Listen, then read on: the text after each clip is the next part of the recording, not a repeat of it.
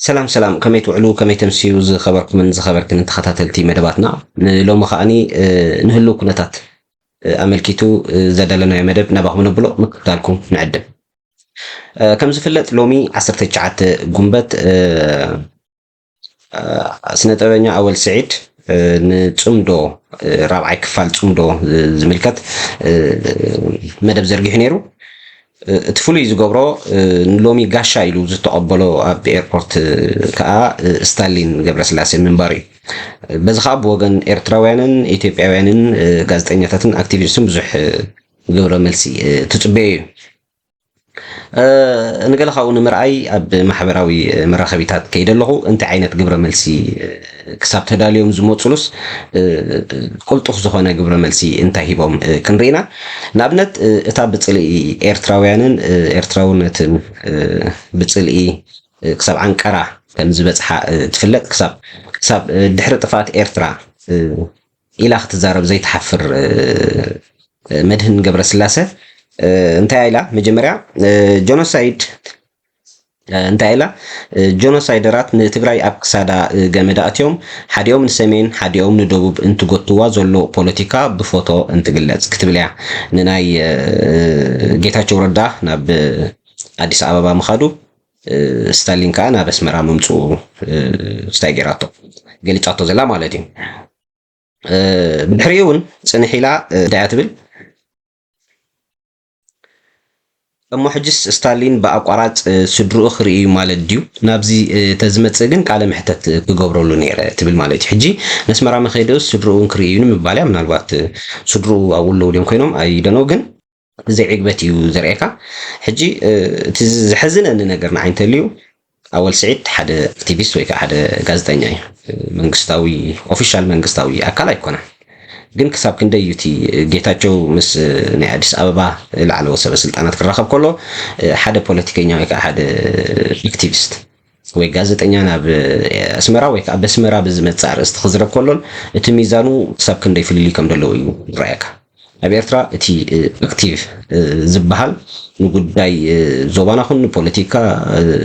ከባቢናን ብፍላይ ከዓ ንኢትዮጵያ ኣትኪሩ ዝሰርሕ ኣወል ስዒድ እዩ ኣወል ስዒድ ግን ምስ ኩሉ ናይ አዲስ ኣበባን ናይ መቐለን ሓይልታት ብዘይ ዝኾነ ናይ ሓይሊ ወይ ሚዛን ምዝንባላት ገጥም ይሓድር እዩ ሕጂ ሓንሳብ ሚኒስትር ድዩ ዋላ ላዕለዋይ ኣማኻሪ ክሳብ ክንድኡ ስጋኣታትን ዋዕዋዕታን ንፈጥረሎም ብጣዕሚ ኢኻ ትግረም እሱ ኢኻ መስለኒ ዋላቲ መንግስቲ ኤርትራ እውን ኣወል ይኣኽሎም እዩ ዝዓይነት እዩ መስለኒ ሕጂ ምዝኾነ ግን እቲ ናይ መድህን በዚ ከም ዝርኢና ያለና ብድሕሪዚ ንሪኦ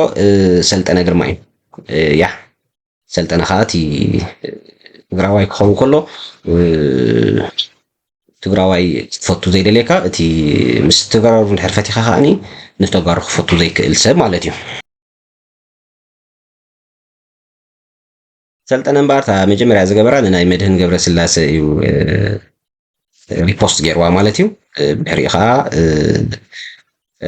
ኣወል ስዒድ ንማዕበል ኣልዒሉ ተዛሪቡ ብምንባሩ ማዕበል ክፍላይ ተቐንፂሉ ወይ ከዓ ሻዕብያ ካፍቲ ናይ ደገፊ ምዃን ኣሊዎ ማለት እዩ ስታሊን ገብረስላሴ ከዓ ኣስመራ ኣትዩ ኢሉ እዩ ቪድዮ ሰሪሑ ብድሕሪኡ ምስ ስታሊን ኣብ ዝተፈላለዩ ቦታ ዝተረኸቦን ዝነበሩ ስእልታት እናምፅኡ ከዓ ዘመነ ገበል ቅድድም ናብ ኣስመራ መን በፅሐ ዳካ ስዒድ ዳካ ድሎ ደሎ ሕጂ ኣወል ተኾይኑ ትሽሙስ ናብ ዳካ ወሲድዎ ማለት እዩ ዳካ ስዒድ መዓልቲ ባርነት ከነብዕል ንመፅእ ኣለና ጋሻ ተቐበል ሕጂ እዚ ናይ ሙሉእ ኤርትራ ፀላኢ ምዃኑ በዚኻ ትሪኦ ንመንግስቲ ምፅላእን ንናፅነት ምፅላእን ኣዝዩ ዝተፈላለየ ነጥቢ እዩ ፒክቸር ኣብ ዘመነ ፅንተታዊ ኩናት ብሓደ ዝተሰኣልናዮ ኣብ ዘመነ ፍለፍለ በበይንና ንኸዶ ዘለና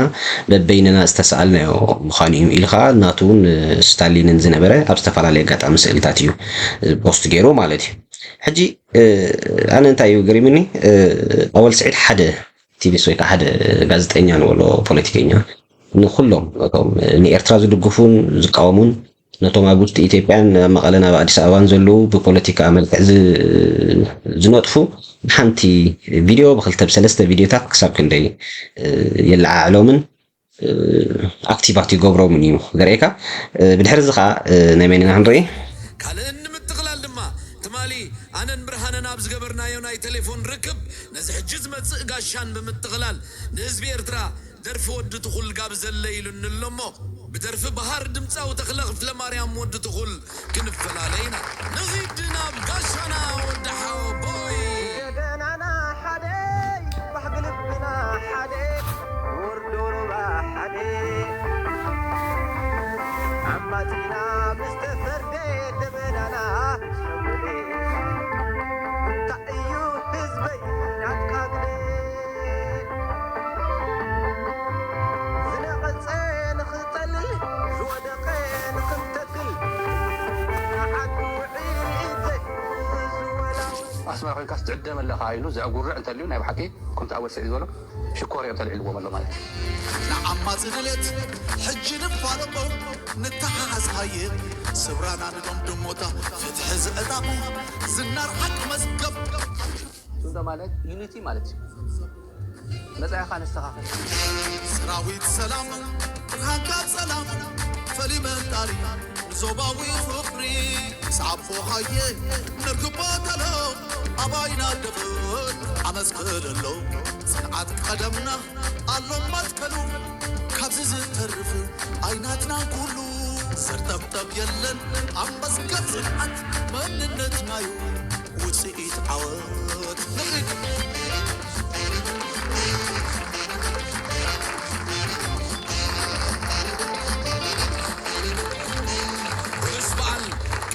نازنت مسمرنا يدرعنا اور كوريشن اور ارمر او تنحفاش